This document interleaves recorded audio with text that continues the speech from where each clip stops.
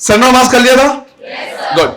Next chapter देखना बेटा हमें rotational motion, right? Rotational motion, इसी का दूसरा नाम है rigid body dynamics. Rigid body dynamics, right? तो इसमें हमें क्या करना है, मोशन के बारे में पढ़ना है। तो थोड़ा सा हम क्या करते हैं, मोशन को एक बार फिर से क्लैरिफाई कर लेते हैं कि कितने टाइप के मोशन हमने क्या पढ़े हैं और क्या पढ़ना है। तो अगर हम यहां पे क्या करें, देखें कि भाई कितने टाइप के मोशन हमें क्या करना है, स्टडी करना है।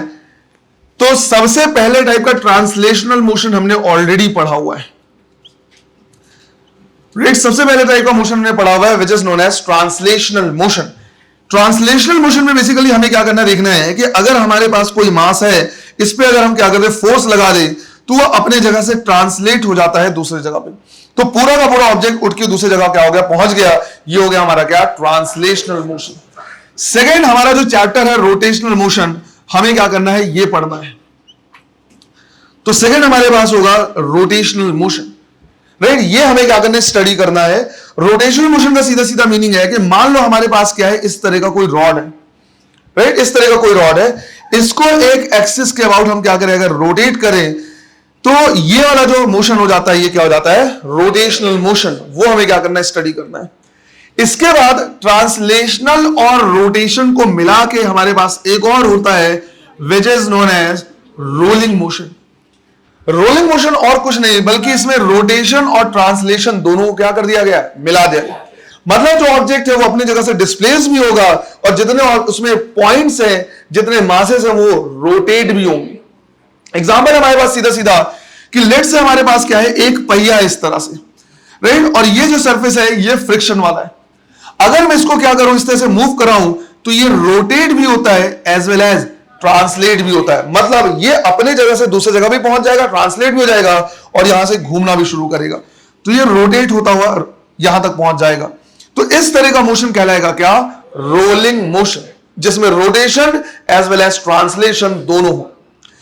जो रोलिंग मोशन वाला पार्ट है, इसमें ट्रांसलेशन रोटेशन दोनों को हमको क्या करना, मिलाना है। पहले हम क्या करेंगे, वो पढ़ा हुआ है। रोटेशन में हमारा कॉन्सेंट्रेशन रहेगा, पहले इसको पढ़ लेंगे, उसके बाद हम क्या करेंगे, रोलिंग पढ़ेंगे। बट रोलिंग मोशन भी दो टाइप के हो सकते हैं बेटा, समझो। रोलिंग मोशन भी क्या हो सकते हैं, दो टाइप के हो सकते हैं।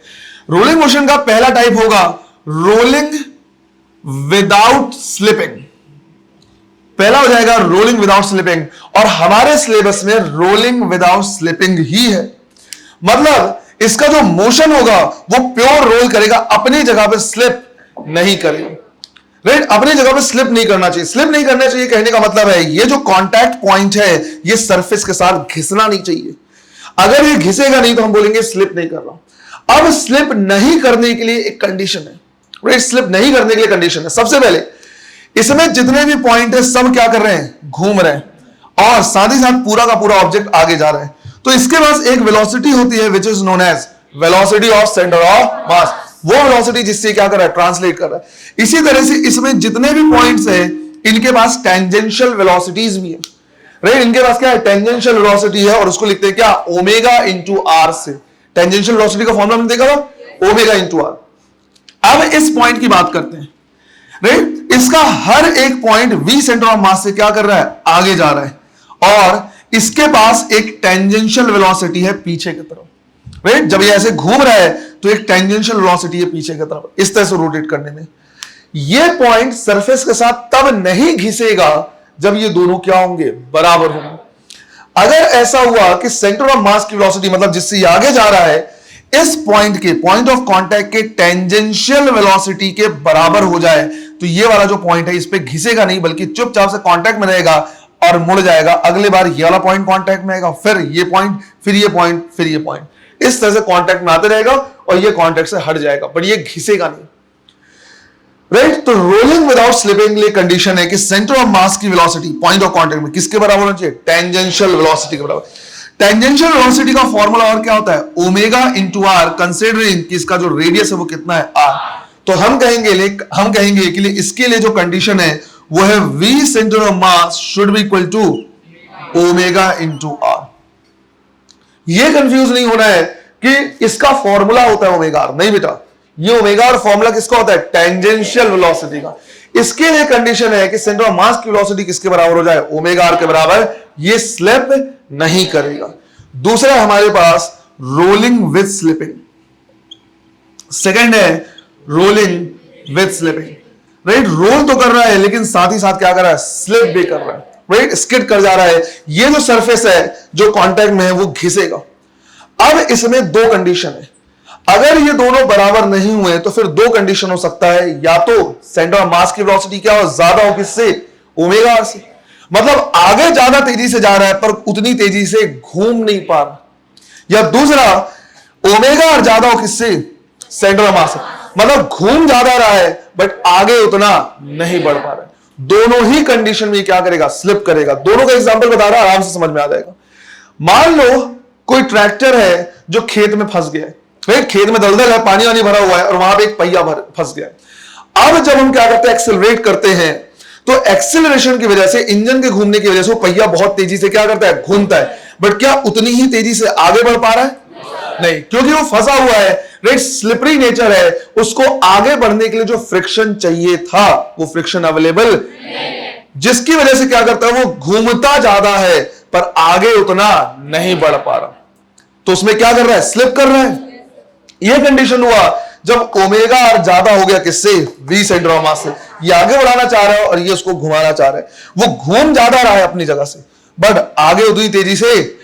तो अगर ये ज्यादा हुआ तो अपनी जगह पे क्या करेगा, ज्यादा घूमेगा और आगे धीरे धीरे धीरे धीरे बढ़ेगा, थोड़ा थोड़ा सा बढ़ता है। एक्सपीरियंस कर सकते हो तुम, देखा है कभी इस तरह से, राइट। तो बिल्कुल वही कि अगर एक पहिया क्या है, फंस गया है मान लो कहीं पे स्लिपरी जगह पे, खेत वगैरह में, और बहुत तेजी से एक्सेलरेट कर देते हैं तो इंजन तो घुमा सकता है, इंजन ने उस पहिए को घुमा दिया बट फ्रिक्शन नहीं है जो उसको आगे बढ़ा पाए, तो रोटेशन ज्यादा हो रहा है किससे, ट्रांसलेशन से, तो ये हो जाएगा स्लिपिंग का केस। दूसरा, ऐसा हो जाए कि ये ज्यादा है किससे, ओमेगा आर से। अभी तो ओमेगा आर ज्यादा था किससे, वी सेंटर ऑफ मास से। उल्टा भी हो सकता है कि सेंटर ऑफ मास की वेलोसिटी किससे ज्यादा हो जाए, ओमेगा आर से, तो ट्रांसलेशन ज्यादा होगा पर रोटेशन उतना नहीं होगा। एग्जांपल के तौर पे मान लो हम क्या कर रहे हैं, गाड़ी चला रहे हैं, गाड़ी चलाते चलाते मान लो स्लिपरी टाइप का है, बालू रेत वगैरह पड़ा हुआ है, अचानक से हमने क्या कर दिया, ब्रेक लगा दिया। जब हम क्या करते हैं, ब्रेक लगाते हैं तो पहिया घूमना बंद कर देता है, लेकिन इनर्शिया की वजह से वो क्या करता है, आगे बढ़ता है। तो ट्रांसलेशन मोशन पहिए का क्या हो रहा है, ज्यादा हो रहा है पर घूम कम रहा है, तो उसमें भी क्या करता है, गाड़ी स्लिप करता है। तो एक जगह पे ऐसा हो रहा है, राइट, हम इसको ऐसे कंसीडर कर सकते हैं, पहले केस में जब पहिया क्या फंस गया था तो उसमें ये घूम ज्यादा रहा है पर आगे कम बढ़ रहा है। ओमेगा आर ज्यादा है किससे, वी सेंटर ऑफ मास से, तो रोटेशन ज्यादा है किसके कंपैरिजन में, ट्रांसलेशन कंपैरिजन। दूसरे केस में गाड़ी जब चल रही है तो ब्रेक लगा दिया, ब्रेक लगाने से इंजन घूमना तो बंद कर दिया लेकिन इनर्शिया की वजह से वो अभी भी क्या कर रहा है, आगे बढ़ रहा है, तो घूमना इसका कम हो गया है पर गाड़ी क्या कर रही है, स्किड कर जा रही है आगे की साइड, तो ये भी क्या हो रहा है, स्लिपिंग हो रही है। क्या ये भी एक्सपीरियंस कर सकते हो, राइट, इस तरह से जनरली होता है। और अगर ओमेगा और वीसीएम सेंटर ऑफ मास की वेलोसिटी बराबर रहे तो जितना घूमता है उतना ही ट्रांसलेट होता है। इस तरह से क्या होता है, गाड़ी आगे बढ़ती है। अगर ऐसे घूमना शुरू कर दो, धीरे धीरे आगे बढ़े तो भी स्लिपिंग है, राइट, आगे ज्यादा जा रहा है, घूम धीरे धीरे रहा है तो भी स्लिपिंग है। दोनों कंडीशन है समझ में। तो हम क्या कर सकते हैं, दोनों को लिख सकते हैं, रोलिंग विदाउट स्लिपिंग। इसके दो कंडीशन हो जाएंगे। पहला ऐसा हो जाएगा कि भाई ओमेगा आर ज्यादा है किससे, वीसीएम से, वी सेंटर ऑफ मास। तुमको एग्जांपल लिखोगे, एग्जांपल से तुमको याद आ जाएगा। इसका एग्जांपल क्या होना चाहिए, ट्रैक्टर का पहिया अगर खेत में फंस जाए, दलदल वाले खेत में फंस जाए, राइट, तो इसमें क्या होगा, ज्यादा रोटेशन होगा, मोर रोटेशन देन ट्रांसलेशन। रोटेशन ज्यादा हो जाएगा, धीरे धीरे आगे बढ़ेगा। दूसरा हमारे पास हो जाएगा ओमेगा आर कम है वीसीएम से। इसका एग्जांपल क्या होगा, राइट, अगर हम क्या करें, स्लिपरी गाड़ी में गाड़ी चल रही है, अचानक से ब्रेक लगा दे तो ब्रेक लगाने से घूमना धीरे धीरे बंद हो गया पर इनर्शिया की वजह से गाड़ी क्या कर रहा है, आगे चला जा रहा है, तो इसमें क्या होगा, ट्रांसलेशन ज्यादा होगा और रोटेशन कम होगा। तो हम लिखेंगे मोर ट्रांसलेशन देन रोटेशन। तो दो टाइप के हमारे पास क्या होते हैं, रोलिंग विद स्लिपिंग होते हैं। इस तरह से ज्यादा एग्जांपल वगैरह पूछ सकता है या कुछ कंडीशन दे सकता है, बट जो न्यूमेरिकल्स वगैरह होंगे सॉल्व करने वो होंगे rolling without slipping, right. Point of contact की नेट वेलोसिटी कितनी हो जाएगी, 0 हो जाएगी, राइट। हम ऐसे बोल सकते हैं क्योंकि ना थ्योरेटिकल क्वेश्चन वो पूछता है बेटा, थ्योरेटिकल क्वेश्चन ये यहीं से पूछ सकता है कि इनमें से कौन सा वो है कंडीशन है जिसको हम प्योर रोलिंग का बोल सकते हैं। तो प्योर रोलिंग के लिए हो सकता है तुमको ऐसे लिखा हो, पर हो सकता है ऐसा ना लिखा हो, बल्कि ऐसा बोल दे कि जो पॉइंट ऑफ कांटेक्ट है उसकी नेट वेलोसिटी कितनी, 0। और ऐसा तब हो सकता है जब VCM और ओमेगा आर क्या हो, बराबर हो। तो हम बोलेंगे रोलिंग विदाउट स्लिपिंग के लिए जो कंडीशन, हम ये भी बोल सकते हैं कि पॉइंट ऑफ कांटेक्ट की जो नेट वेलोसिटी होगी वो कितनी होगी, 0। जितना फॉरवर्ड में है उतना ही बैकवर्ड में है, ये नेट मूव नहीं करेगा। और अगर नेट वेलोसिटी 0, तभी तो हम बोलेंगे कि देखो ये पॉइंट घिस नहीं रहा, स्लिप नहीं हो रहा। अगर तुमको ऐसा रियलाइज हुआ कि जो कांटेक्ट में है सरफेस वो घिसा, चाहे ऐसे चाहे ऐसे, दोनों ही कंडीशन में क्या हो गया, स्लिप हो गया। ऐसा तब जब आगे ज्यादा बढ़ेगा उतना बेचारा घूम नहीं पा रहा है, या घूम ज्यादा रहा है उतना आगे नहीं बढ़ पा रहा है। बात आई समझ में? ये हमारा चैप्टर ओवरव्यू जो हमको क्या करना है, स्टडी करना है, राइट। ट्रांसलेशन पढ़ा हुआ है, नेक्स्ट रोटेशन पढ़ना है, और उसके बाद क्या करेंगे, रोलिंग देखेंगे विथ विदाउट स्लिपिंग।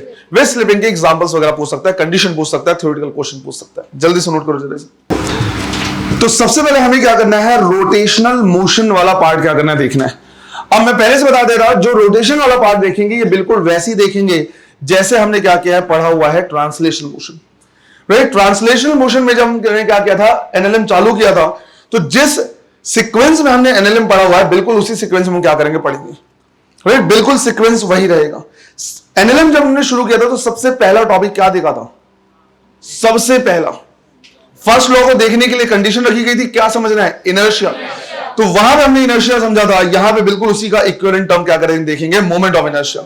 उसके बाद देखा था हमने वहां पे क्या, मोमेंटम, यहां पे देखेंगे एंगुलर मोमेंटम। फिर देखा था हमने फोर्स, यहां पे देखेंगे टॉर्क।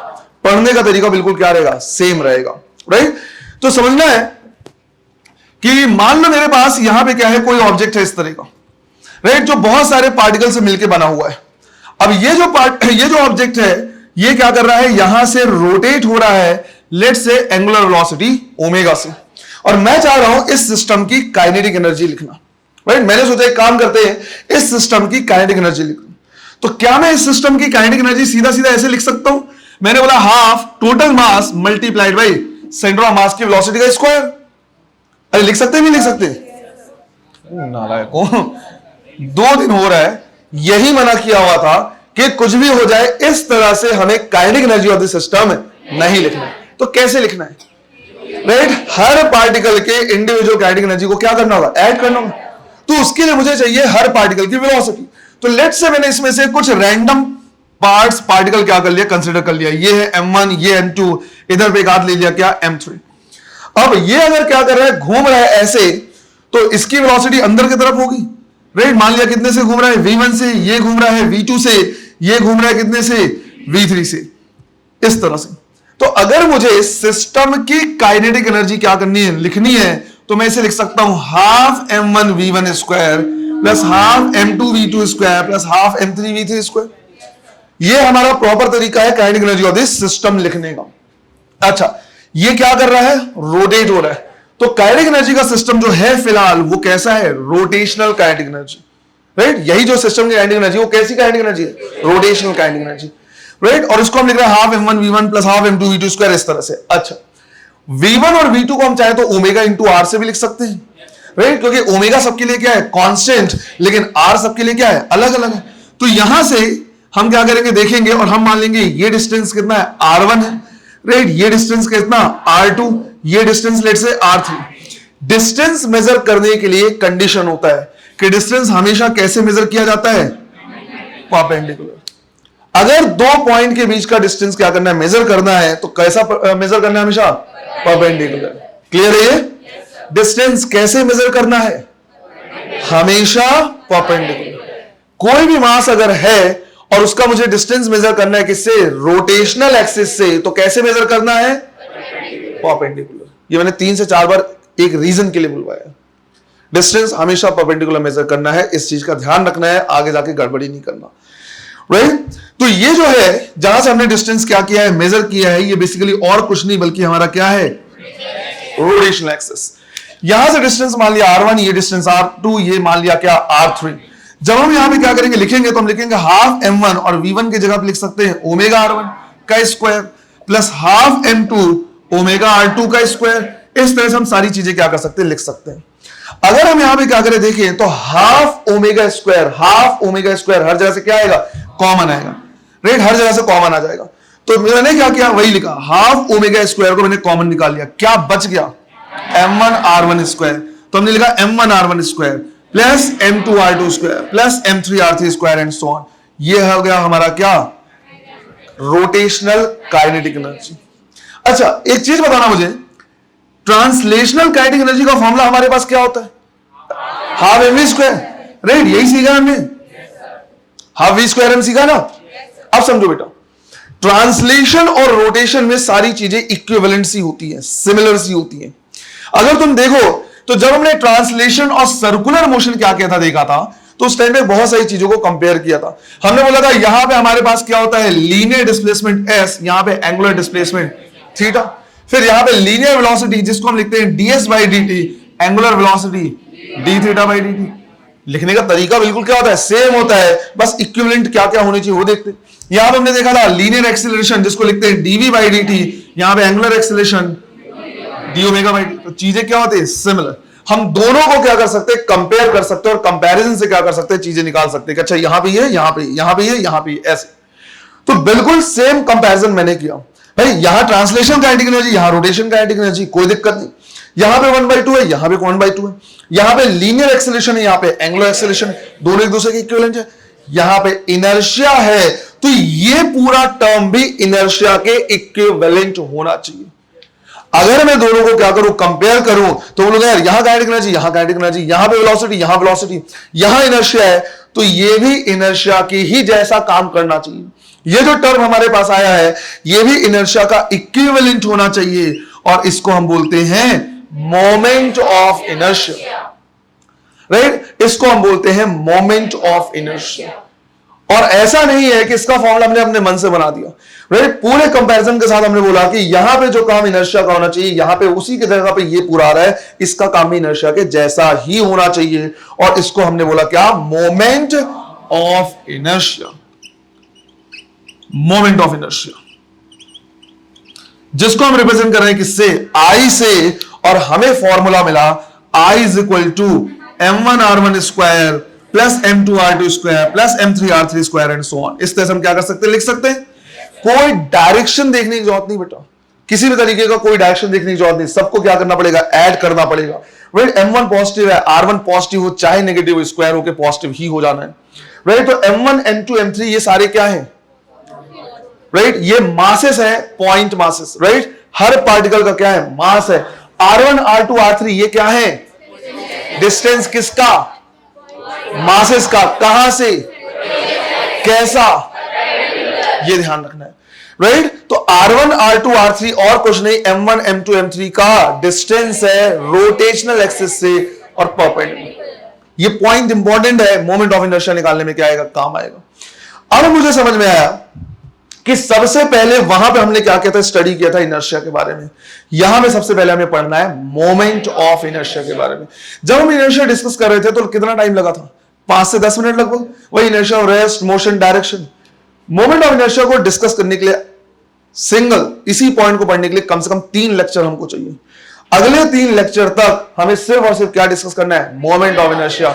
क्योंकि चाहे वो नीच हो चाहे वो जेई हो, इस चैप्टर का 70% वेटेज ये रखता है। मैंने तुमको पहले भी बोला है कि नीट और जेई वाले बिल्कुल पगला जाते हैं इस टॉपिक को देख के, 2-2, 3-3 क्वेश्चन सिर्फ इससे दे देते हैं, जबकि रोटेशनल मोशन में और भी टॉपिक है। तो बेटा 70% वेटेज सिर्फ और सिर्फ कौन रख रहा है, मोमेंट ऑफ इनर्शिया। अगर इसके यूनिट की बात करोगे तो यूनिट क्या हो जाएगा, केजी मीटर स्क्वायर।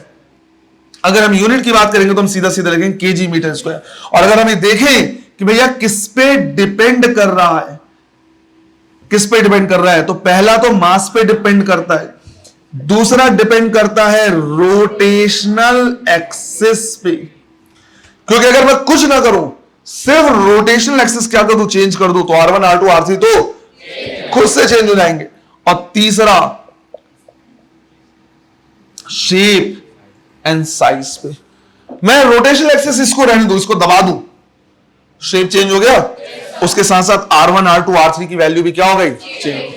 राइट, तो इनमें भी क्या करता है, डिपेंड करता है ये सारी चीजों पे, मास पे, रोटेशनल एक्सिस पे, शेप एंड साइज पे। और रोटेशनल एक्सिस बेटा इनफाइनाइट हो सकते हैं, अरे कहीं से भी घुमाओ इसको और अगर रोटेशनल एक्सिस इनफाइनाइट हो सकते हैं तो मोमेंट ऑफ इनर्शिया भी कुछ भी हो सकता है, डिपेंड करेगा कहां से ले रहे हैं। इसलिए हमें टाइम लगता है इसको प्रॉपर पढ़ने में।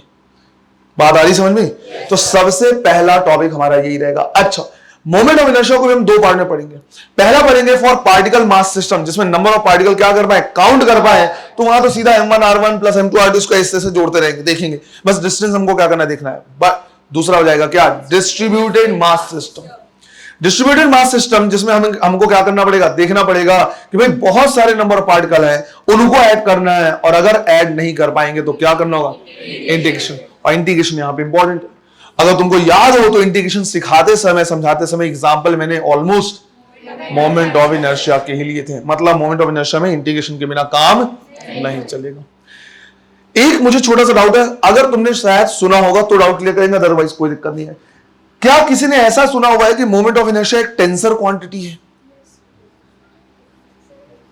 क्या ये टर्म तुमने सुना है, मोमेंट ऑफ इनर्शिया एक टेंसर क्वांटिटी है? अगर नहीं सुना है तो बहुत अच्छी बात, अगर सुना है तो वो गलत है बेटा, ऐसा कुछ नहीं। राइट? शायद मैंने इसको पहले भी क्या किया, डिस्कस किया टेंसर के बारे में। कई लोग बोल देते ये स्केलर है, ये टेंसर है, ये वेक्टर है, टेंसर है। नहीं बेटा, ये गलत है।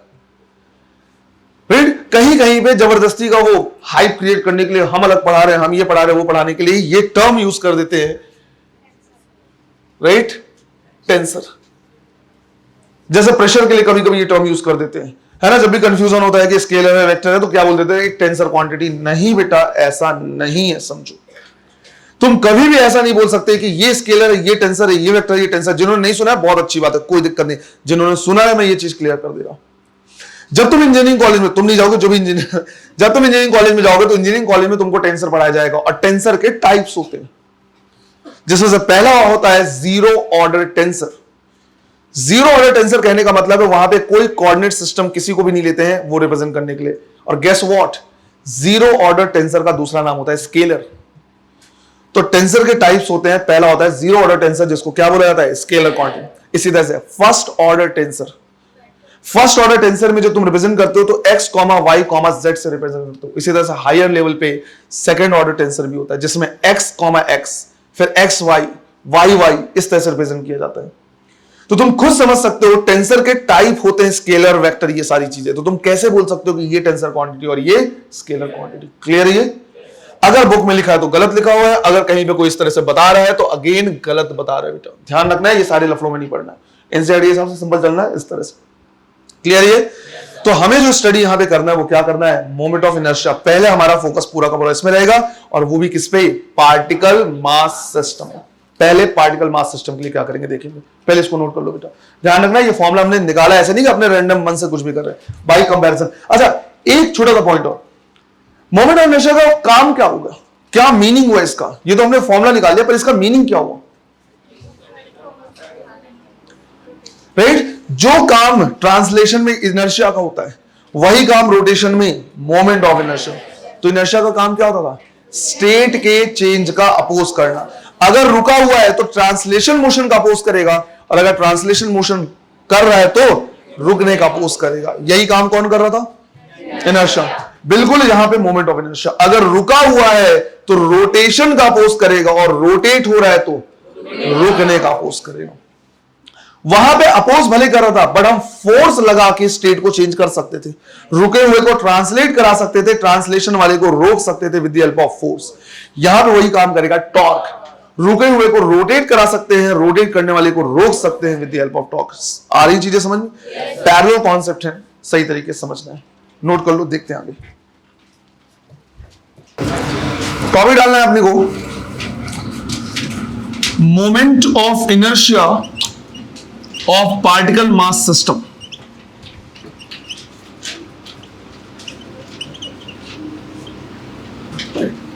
Moment of inertia of particle mass system. Right? तो पहला हम ये देख रहे हैं जिसमें नंबर ऑफ पार्टिकल क्या कर पाए, काउंट कर पाए। तो एग्जांपल हम ले रहे हैं, राइट? 1 डायमेंशन, 2 डायमेंशन और 3 डायमेंशन, सबके एग्जांपल हम लेंगे।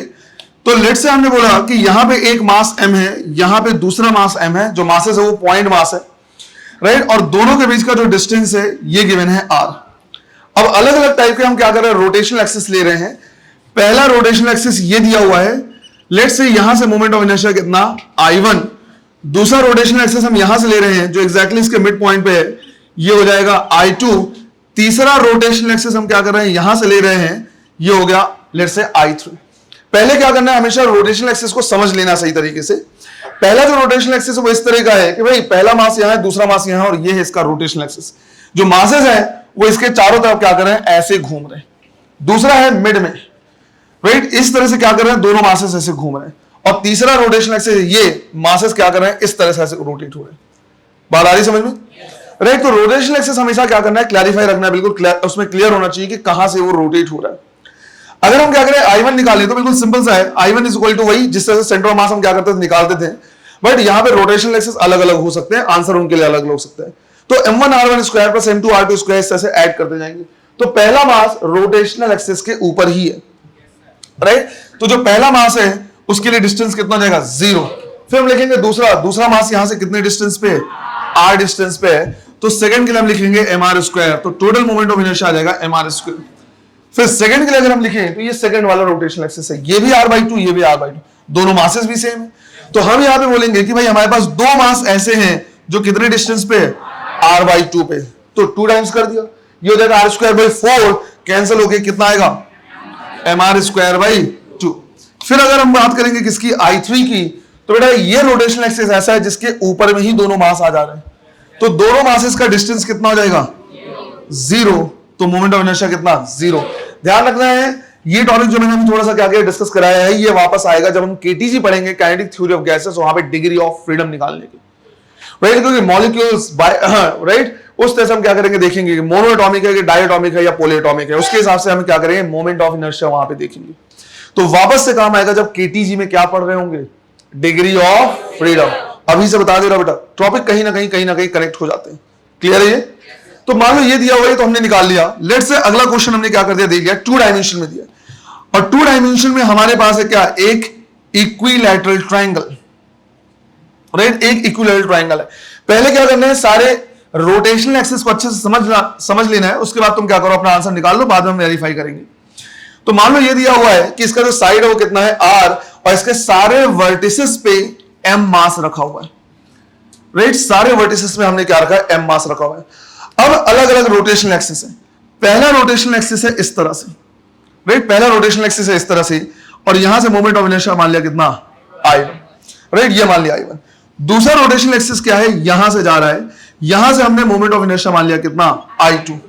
तीसरा रोटेशनल एक्सिस, राइट, ऐसे जा रहा है, ये हमने मान लिया कितना, I3, मतलब इस साइड से क्या कर रहा है, जा रहा है। और जो फोर्थ रोटेशनल एक्सिस ले रहे हैं वो इस तरह से ले रहे हैं, ये हो गया I4। सबको समझा दे रहा बेटा। यहां पे मान लो इस तरह का एक ट्रायंगल है, पहला रोटेशनल एक्सिस ये है, तो ये पूरा का पूरा ट्रायंगल इस तरह से क्या करेगा, ऐसे घूमेगा, राइट, ये मास ऐसे आएगा और इस तरह से घूमेगा। सेकंड है यहां पे, ये पूरा ट्रायंगल यहां से क्या करेगा, ऐसे रोटेट कर रहा होगा। तीसरा हमारा moment of inertia, sorry, rotational axis ऐसा, तो ये दोनों एक्सिस ऑफ रोटेशन को ऊपर आ जाएंगे और ये मास क्या करेगा, ऐसे घूम के आएगा। फोर्थ, जहां पे क्रॉस बना रहे या डॉट बना रहे, इसका मतलब है वो इस प्लेन के क्या है, परपेंडिकुलर, और यहां m के ऊपर है। बस मैंने m के ऊपर बनाया नहीं है, मैंने साइड में बना दिया है, राइट। बट बेसिकली ये जो वो है रोटेशनल एक्सिस, वो यहां है और इसके परपेंडिकुलर। अगर ये ऐसा रोटेशनल एक्सिस है तो ये क्या करेगा, इस तरह से ऐसे घूमेगा, ऐसे घूमेगा। क्लियर है चारों, राइट। तो जहां भी इस तरह से बना रहे और थोड़ा सा साइड में, क्योंकि इसको ऊपर बनाने में कंफ्यूजन होगा, यही मान के चलना है कि परपेंडिकुलर रोटेशनल एक्सिस है। क्लियर है ये, चलो निकालो इसके लिए, चारों निकाल के रखो, फिर चेक करते हैं। सबसे पहले हमें निकालना है क्या, I1। अगर तुम क्या करो, I1 को देखो तो ये वाला मास है जो रोटेशनल एक्सिस के ऊपर आ रहा है, तो एक मास है जो 0 पे है, फिर ये वाला मास है जो रोटेशनल एक्सिस है कितने डिस्टेंस पर, r पे, तो mr स्क्वायर। इसी तरह से ये वाला डिस्टेंस कितना होता है, r/2, ऑलरेडी हमने निकालना सीख लिया है, राइट। ये डिस्टेंस r/2, मतलब ये डिस्टेंस भी कितना होगा, r/2। तो एक मास है जो r/2 पे प्रेजेंट है, तो ये हो गया mr स्क्वायर प्लस mr²/4, मतलब कितना, 5/4 mr स्क्वायर, ये पहला आएगा। फिर हम निकालेंगे सेकंड हमारे पास यहां पे है, ये वाला मास खुद रोटेशनल एक्सिस के ऊपर आ जा रहा है, तो एक मास है 0 पे, प्लस यहां से दोनों ही मास कितने डिस्टेंस पे, r/2 पे, तो हम लिखेंगे दो मास हैं जो r/2 पे प्रेजेंट है, तो r²/4, राइट, का डबल कर देंगे, तो mr²/2, राइट, mr²/2। थर्ड अगर हम क्या करें निकालें, थर्ड अगर निकालें तो ये ऐसे जा रहा है, ये दोनों कितने हो गए, जीरो। तो हमने लिखा दो मास ऐसे हैं जो जीरो पे प्रेजेंट है। फिर इसका डिस्टेंस रोटेशनल एक्सिस से √3/2r, भैया डिस्टेंस परपेंडिकुलर लेते हैं, तो इसका डिस्टेंस रोटेशनल एक्सिस से परपेंडिकुलर अगर हम लेंगे तो ये कितना हो जाएगा, √3r/2। निकाला था ना, जो डिस्टेंस ये होगा वही डिस्टेंस ये होगा। तो एक मास है जो √3r/2 पे प्रेजेंट है, तो ये हो जाएगा 3r²/4, है ना। तो आंसर आएगा 3mr²/4। फिर चौथा में निकालना है क्या, I4, ये यहां पे, तो ये वाला मास कितना, 0, जबकि ये दोनों कितने कितने डिस्टेंस में, r और r। तो हम लिखेंगे एक मास है जो 0 पे है और दो मास है r पे, तो आंसर कितना आएगा, 2mr²। सबसे डिफिकल्ट इसको रोटेट करने के लिए कहां से होगा, कौन से मोमेंट उसमें, अगर ये रुका हुआ है मान लो, तो सबसे डिफिकल्टी किसमें होगी, राइट, I4, क्योंकि सबसे ज्यादा मोमेंट ऑफ इनर्शिया यहीं से दिख रहा है। तो अगर ये रुका हुआ है तो इस तरह से घुमाने में सबसे ज्यादा क्या होगी, डिफिकल्टी होगी। और least difficult I2, mr²/2, right, mr²/2 सबसे कम वही है, वहां से घुमाना आसान। कितनों के चारों सही है, कितनों के चारों सही, अरे बाबा, कितनों के तीन सही है, कौन सा गलत हो गया था, देखो जरा, सिंपल सा क्वेश्चन है बेटा, है ना, जल्दी से देखो। सिंपल एग्जांपल ले रहे हैं एक स्क्वायर का। तो लेट्स से यहां पे हमने क्या किया है, एक स्क्वायर लिया हुआ है और बोल दिया इसका साइड कितना है, a है। इसके सारे वर्टिसेस पे हमने इक्वल m मास रखा हुआ है, राइट, इस तरह से। एक रोटेशनल एक्सिस हम क्या कर रहे हैं, ले रहे हैं ये वाला, ये है I1, और दूसरा रोटेशनल एक्सिस ले रहे हैं यहां पे, ये है क्या, I2। मतलब पहले में क्या कर रहा है, इस तरह से डायगोनल के अबाउट घूम रहा है, और दूसरा यहां पे रोटेशनल एक्सिस है इस m के ऊपर, और ये पूरा प्लेन इस तरह से क्या कर रहा है, घूम रहा है। निकालो जरा I1 और I2 कितना आ रहा है। जब I1 को निकालोगे तो ये दो मास तो रोटेशनल एक्सिस के ऊपर ही आ रहे हैं, तो हम लिखेंगे दो मास है जो 0 पे प्रेजेंट है, बाकी ये दोनों मासेस हैं। तो बेटा यहां से इनका परपेंडिकुलर डिस्टेंस कितना होता है, a/√2, राइट। ये डायगोनल है, पूरा होता है √2a, उसका हाफ कितना होता है, a/√2। तो हम कहेंगे दो ऐसे मासेस हैं जो a/√2 पे प्रेजेंट है, राइट। ये भी a/√2 और ये भी a/√2। तो ये 2 से 2 क्या हो जाएगा, कैंसिल, और आंसर क्या आएगा, ma²। तो पहले के लिए आ जाएगा ma²। सेकंड के लिए जब हम क्या करेंगे, सॉल्व करेंगे यहां पे, तो ये वाला जो मास है वो रोटेशनल एक्सिस के ऊपर है, तो एक मास है रोटेशनल एक्सिस के ऊपर। फिर यहां से ये वाले जो दो मास है, राइट, वो a और a पे ही है, जबकि ये जो है अलग डिस्टेंस पे है। तो हम लिखेंगे दो मास है जो a पे है और एक मास है जो अलग डिस्टेंस पे। ये डिस्टेंस कितना है, राइट, √2a का स्क्वायर। तो ये 2ma² और ये 2ma² कितना हो जाएगा, 4m²। सिंपल सा। मान लो एग्जाम्पल दिया मैंने, ध्यान समझना है, 2 किलोग्राम का ऑब्जेक्ट यहां रखा हुआ है, 2 किलोग्राम का ऑब्जेक्ट यहां रखा हुआ है, और इनके बीच का जो टोटल डिस्टेंस है ये गिवन है 10 मीटर। अब एक रोटेशनल एक्सिस इसके सेंटर से ऐसे पास हो रहा है, राइट। ये है क्या, हमारा रोटेशनल एक्सिस, इसके एग्जैक्टली सेंटर से, मतलब ये हो गया 5 मीटर और ये हो गया क्या, 5 मीटर। ये एंगल गिवन है 37 डिग्री। तुम्हें बताना है मोमेंट ऑफ इनर्शिया कितना। क्या इस रोटेशनल एक्सिस को अज्यूम कर पा रहे हो, पहला मास यहां, दूसरा मास यहां है, और इस तरह से क्या जा रहा है रोटेशनल एक्सिस, मतलब ये ऐसे ऐसे क्या कर रहे हैं, घूम रहे हैं। बात आई समझ में, प्रेजेंट यहां पे जरूर है पर रोटेशनल एक्सिस ऐसे जा रहा है, मतलब इसके अबाउट क्या कर रहे हैं, इस तरह से रोटेट हुए। हमें बताना है इसका मोमेंट ऑफ इनर्शिया कितना। क्लियर है ना, ये स्ट्रेट है, बिल्कुल देखने में बिल्कुल ऐसा दिख रहा है ना? चलो करो, बिल्कुल बढ़िया क्वेश्चन है। ध्यान रखना है डिस्टेंस हमेशा कैसे लेंगे, परपेंडिकुलर। क्या ये परपेंडिकुलर डिस्टेंस है क्या, नहीं। तो यहां से हम क्या करेंगे, एक परपेंडिकुलर ड्रॉ करेंगे। अब देखो जरा, एक राइट एंगल ट्रायंगल दिख रहा है, इसका ये हाइपोटेनियस है, ये 5 है, तो ये हो जाएगा 5 cos 37, और ये हो जाएगा 5 sin 37, तो ये कितना आएगा, 3 मीटर। तो जो परपेंडिकुलर डिस्टेंस है वो कितना है, 3 मीटर। बिल्कुल इसी तरह से यहां से परपेंडिकुलर ड्रॉ करेंगे तो ये भी कितना आएगा, 3 मीटर। तो रोटेशनल एक्सिस ये 3 मीटर पे अवेलेबल है। तो हम लिखेंगे I इज इक्वल टू, दो ऐसे मास हैं 2-2 किलोग्राम के जो कितने पे अवेलेबल है, 3 पे। तो ये जो है 9 इंटू 4 कितना, 36 kg metre square. Simple sir, कर सकते हो। एक 3D का भी क्या करते हैं, एग्जांपल ले लेते हैं, है ना, जल्दी से उसको 3 डायमेंशन का भी लेते हैं। चलो देखो, तो एक एग्जांपल हम क्या कर ले रहे हैं, देख ले रहे हैं 3 डायमेंशन में भी। तो लेट्स से यहां पे हमने क्या ले लिया है, एक क्यूब ले लिया हुआ है।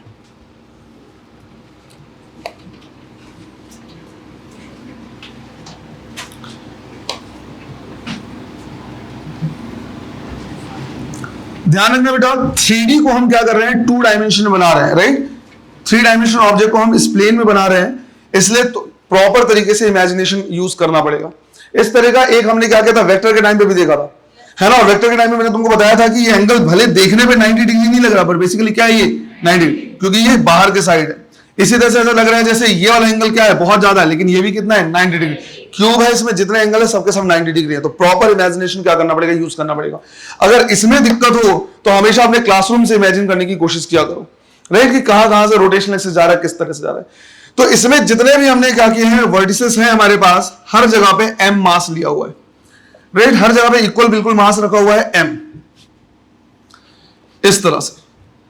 अब इसमें हम 2 ही रोटेशनल एक्सिस ले रहे हैं। पहला रोटेशनल एक्सिस जा रहा है इस एज के अक्रॉस, ये मान लिया हमने क्या, I1। दूसरा जा रहा है यहां से, राइट, फेस डायगोनल से, ये हमने मान लिया क्या, I2। तो 2 रोटेशनल एक्सिस हमने क्या क्या लिया हुआ है। जैसे मान लो ये क्या है, एक क्यूब है, हर जगह पे m मास रखा हुआ है। तो पहला रोटेशनल एक्सिस जा रहा है वहां से, और उसके अबाउट ये पूरा क्यूब क्या कर रहा है, ऐसे घूम रहा है। दूसरा रोटेशनल एक्सिस जा रहा है इस तरह से, फेस डायगोनल से, और इसके अबाउट क्या कर रहा है, ये घूम रहा है ना। तो उसके हिसाब से तुमको क्या करना है, निकालना है I1 और I2 की वैल्यू। केयरफुल रहना है, कोई मास को एक्स्ट्रा मत लिख देना और किसी को छोड़ मत देना। तो उसके लिए सिंपल, जिसको लिखते जाओ उसको हल्का सा क्रॉस करते जाओ कि हाँ इसको हमने लिख लिया है, और सबका डिस्टेंस प्रॉपर तरीके से देखते जाओ। इसमें अगर समझ में नहीं आ रहा तो यहां से देखने की कोशिश करो, इमेजिन करने की कोशिश करो क्या होना चाहिए। क्लियर है? चलो निकालो I1 और I2, मान लो, राइट, जो साइड है वो कंसिडर कर लो R। इसमें क्या करना है, सही तरीके से इमेजिन करना पड़ेगा तुमको, क्योंकि सिंस ये 3 डायमेंशन ऑब्जेक्ट 2 डायमेंशन में प्लेन में हमने क्या किया, बनाया हुआ है, राइट, 2D प्लेन में बनाया हुआ है। तो यहां से भी हम इसको देखते हुए चलेंगे, और कमरे से भी, राइट, क्लासरूम के उससे डायमेंशन से भी इसको हम थोड़ा इमेजिन करने की कोशिश करेंगे। तो जो I1 है बेसिकली इजी है, राइट। अगर यहां से तुम देखो इस रोटेशनल एक्सिस को देखो, तो ये वाला मास और ये वाला मास, राइट, ये तो खुद प्रेजेंट है वहीं पे। तो 2 मास है जो रोटेशनल एक्सिस प्रेजेंट है, हो गई इनकी कहानी। फिर ये वाला और ये वाला, ये R पे, ये R पे, ये वाला R पे और ये वाला R पे, राइट। 4 हैं जो कहां पे प्रेजेंट है, R पे, राइट। रूम के हिसाब से अगर देखने की कोशिश करो तो मान लो वहां से अगर रोटेशनल एक्सिस क्या है जा रहा है, तो वो दोनों मास तो कितने हो गए, 0। इसी तरह से ये वाला और ये वाला, ये और ये 4 ऐसे हैं जो कहां पे हैं, R पे, राइट। ये वाला R पे, ये वाला R, इधर से ऐसे R देख सकते हैं। तो हमने बोला 4 ऐसे मासेस हैं जो कहां पे हैं, R पे। वो कौन से 4 हैं, ये वाला, ये और ये। बच गया क्या है, ये दोनों, राइट, वो दोनों वाले, है ना। तो ये डिस्टेंस फेस डायगोनल का कितना होता है, √2। ये वाला डिस्टेंस देखेंगे तो ये भी √2 हो जाएगा। इसी तरह से ये देखेंगे तो ये भी कितना, √2। तो हम कहेंगे 2 ऐसे मासेस हैं जो √2R पे प्रेजेंट है। तो ये हो गया 0, ये 4mr² और ये 2 × 2 4mr²। आंसर कितना आएगा, 8mr²। ये आ गया हमारा। अब I2 हम क्या करना है, हमें देखना है। अगर I2 की बात करें तो ये ऐसे जा रहा है, राइट, ये वाला जा रहा है। पहले इसमें समझने की कोशिश करो, फिर मैं इधर भी समझा दे रहा हूं। जब तुम इसको क्या करोगे, देखोगे तो ये वाला मास और ये वाला मास खुद मोमेंट और खुद रोटेशनल एक्सिस के ऊपर है। तो 2 मास कहां पे हैं, 0 पे, ये दोनों हो गए, ठीक। फिर इस रोटेशनल एक्सिस से नीचे पे इसको देखो और इसके नीचे इसको देखो, 2 ऐसे हैं जो R और R पे प्रेजेंट है। तो हमने लिखा 2 ऐसे मास हैं जो R पे अवेलेबल है। फिर इसको और इसको देखने की कोशिश करो, राइट। ये R/2 और ये R/2, भाई ये डिस्टेंस R/2 तो 2 ऐसे मासेस हैं जो R/√2 पे प्रेजेंट है। अब बच गए, ध्यान से देखो, ये वाला और ये वाला, समझ में आया। है ना, ये दोनों हो गए 0, इनके नीचे r और r, ये दोनों हो गए r/√2 r/√2। अब एक ये बच रहा है और एक ये बच रहा है, ये डिस्टेंस हमको क्या करना है, देखना है, राइट, ये वाला डिस्टेंस निकालना है। तो इस डिस्टेंस को निकालने के लिए थोड़ा सा इसको ध्यान से देखो, राइट, ये वाला डिस्टेंस कितना है r, ये वाला डिस्टेंस कितना है r/√2, और हमें निकालना है इसका डिस्टेंस, ये वाला जो ब्लू लाइन से मैंने क्या क्या खींचे। और ये एक राइट एंगल ट्राइंगल है बेटा, राइट, ये क्या है, एक राइट एंगल ट्राइंगल। इसको मैं अगर अलग से बनाऊं तो ये कुछ इस तरह का हो जाएगा, ये ऐसा, ये इस तरह से, और ये ऐसा, राइट। ये है कितना r, ये वाला पार्ट कितना r/√2, और मुझे ये वाला डिस्टेंस क्या करना है, जानना है, क्योंकि यही है यहां से लेके यहां तक का परपेंडिकुलर डिस्टेंस। बिल्कुल उसी तरह से इसके लिए भी हो जाएगा ये। अब इसको थोड़ा सा कमरे में भी इमेजिन करने की कोशिश करो, है ना। ये जा रहा है हमारा रोटेशनल एक्सिस, तो वो वाला मास और ये वाला मास 0 हो गए, इसके ठीक नीचे और उसके ठीक नीचे r और r, है ना। फिर उधर वाला और इधर वाला, ये डिस्टेंस कितना r/√2, वो वाला r/√2, ये हो गया 6, राइट। कौन सा बच गया हमारा, ये वाला और उधर वाला। ये डिस्टेंस हमें क्या करना है, मेजर करना है। वो जा रहा था रोटेशनल एक्सिस और ये जा रहा है ऐसे, परपेंडिकुलर होगा एक दूसरे। भाई ये ऐसे जा रहा है और इस तरह से जा रहा है, देख के लग रहा है सर ये ऐसे नहीं, इधर से देखो, ये 90 डिग्री दिख रहा है, नहीं दिख रहा। इसको मैं ऐसे रखूं, चाहे ऐसे टिल्ट कर दूं, राइट, रोटेशनल एक्सिस, और इसमें एंगल कितना 90 डिग्री। ये देखो ऐसे जा रहा था और वो ऐसे आके जुड़ा इसमें, तो भले ये टिल्टेड जुड़ रहा है, पर इनके बीच का जो एंगल है वो कितना है 90 डिग्री, वो ऐसे जा रहा है। और हमने जो यहाँ पे राइट एंगल ट्राइंगल बनाया है वो कौन सा है, ये हो गया r, ये हो गया r/√2, और ये हो गया वो डायगोनल, राइट, या हाइपोटेन्यूस, जो हमें क्या करना है, कैलकुलेट करना है, निकालना है। समझ में आया ये वाला पार्ट। तो इसको हम क्या कर सकते हैं, पाइथागोरस थ्योरम से निकाल सकते हैं।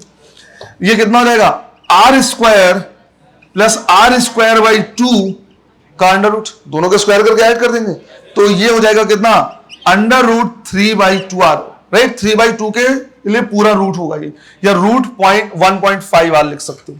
ये डिस्टेंस मिल गया हमें इसका, है ना। तो ये वाला डिस्टेंस था r, ये था r/√2, तो ये मिला √3/2 इंटू r। ऐसे दो मासेस हैं, ये वाला और ये वाला, इन दोनों को हम क्या करेंगे, लिखेंगे। उधर से बोला ये वाला अभी मैं तो दिखा के बता रहा हूं ना, ये वाला दो मास हैं जो √3/2r पे अवेलेबल है।